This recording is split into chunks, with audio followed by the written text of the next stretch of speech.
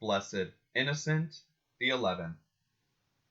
When the cardinals chose Benedetto Odescalchi to be Pope Innocent the 11th, they chose a man of piety, ability, and firmness, who was to be one of the greatest 17th century pontiffs. Benedetto Odescalchi was born at Como on May 16, 1611. After studies at the local Jesuit school, Benedetto took law at Rome and Naples. His ability caused him to rise in the papal service. He loved his work at Rome so much that he even resigned his bishopric of Navarra to work at Rome. Innocent the 11th devoted himself to saving Austria from the Turks. He pleaded with the kings of Europe to help distressed Austria, but that Christian monarch, Louis XIV, actually encouraged the Turks.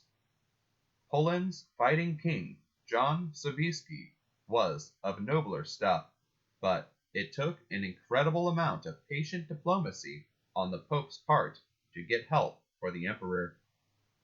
Innocent's work was rewarded.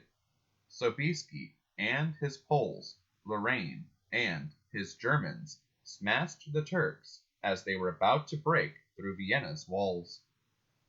It was a great victory and a decisive one. After 1683, the Turks will be on the defensive. Innocent the 11th was strong yet prudent. He needed both virtues in his dealings with Louis XIV. The Sun Monarch was riding too high to brook opposition, even from a pope. He had extended the regale in an unfair and illegal manner. The regale was an ancient privilege the French kings had of taking over the revenue and the right of appointments to benefices in vacant dioceses. Though this dangerous custom had been restricted far back in the Middle Ages, Louis was now extending it in an arbitrary manner. Innocent protested in 3 successive briefs, but Louis answered by having an assembly of subservient clergymen pass the famous 4 Articles of 1682. This manifesto of Galatianism was, to say the least, highly objectionable. Innocent was put out, and relations were badly strained. Nor were they at ease by the petty and arrogant resistance of the French king to Innocent's attempt to confine ambassadors' right of asylum to reasonable limits. And the Pope was not impressed by the clumsy and high-handed treatment of French Protestants which culminated in the revocation of the Edict of Nantes.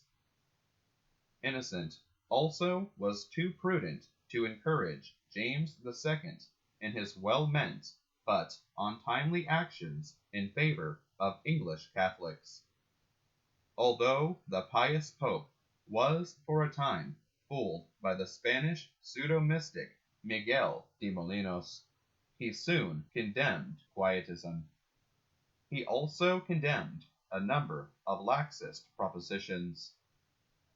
As an administrator, Innocent XI was outstanding. By the practice of severe economy, he soon managed to balance the papal budget, indeed, even to produce a surplus, and, on top of that, to lower taxes. Rigidly conscientious, Innocent avoided nepotism. Innocent XI died on August 12, 1689. He was beatified by Pope Pius XII on October 7, 1956. Blessed Innocent XI, 238th Pope. Christ our King, thy kingdom come.